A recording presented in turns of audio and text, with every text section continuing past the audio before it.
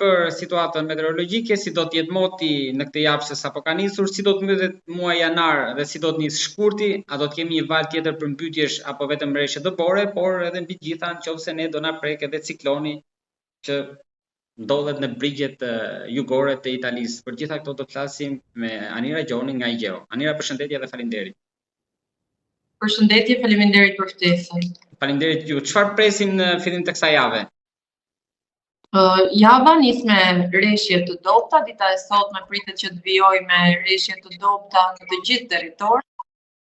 Ndërkohë që ditën e nesërme, pra ditën e martë, presim që të kemi ndërprerje të rreshjeve dhe alternime të kthjellimeve dhe vrazësirave për të rikthyer sërish rreshjet përgjatë ditës së mërkurë me intensitete pak më të shtuara. Sa i takon pjesës së zonave malore, për ditën e sotme pritet që deri në lartësi 100 metra nivelin e detit, rreshjet të jenë në formë dëbore.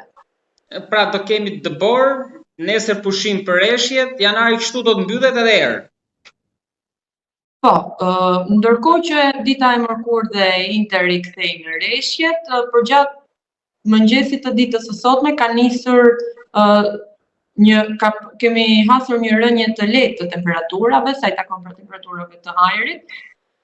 Dhe të tilla do të vijojnë edhe për ditën e nesërme, të cilat do të luhaten në Bregdet, pritet që temperaturat minimale të shënojnë 6 gradë dhe temperaturat maksimale shkojnë deri në 13.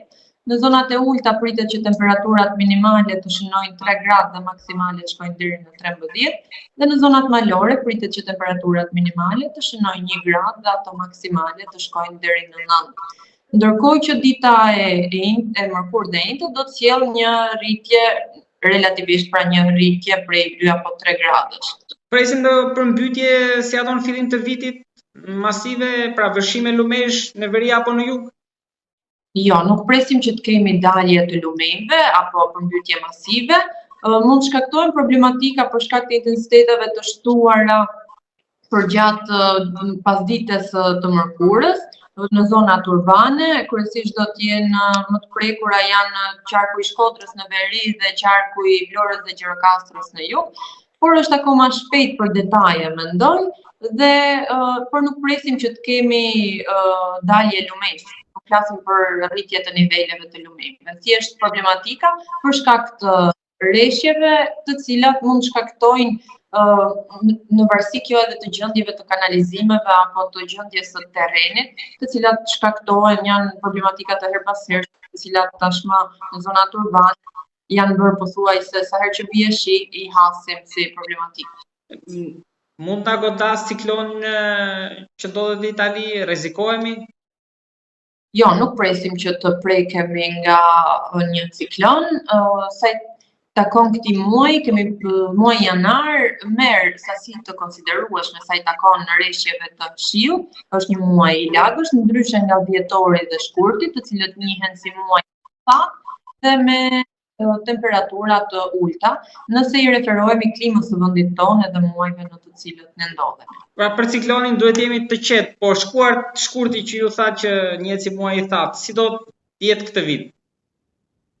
Pritet të nisë ditët e para me rreshje të dobta, por në përgjithësi si karakteristike muajit është një muaj më i thatë se sa janari, nëse e krahasojmë me janarin, dhe me temperatura të ulta, të cilat na kanë shoqëruar edhe përgjatë janarit do të vijojnë edhe në muajin shkurt. Kur themi temperatura të ulta, tashmë bëhet fjalë që janë më të ulta se sa dimrat e këtyre 3-4 viteve të fundit, por sërish qëndrojmë mbi vlera mesatare shumëvjeçare. Ndërkohë që për ta mbyllur edhe këtë vit, dëbor në Tiranë, pra nuk do ketë. Jo, nuk presim që të kemi dëbor në kryeqytet përgjatë këtyre ditëve. Anira, faleminderit shumë. Faleminderit juve.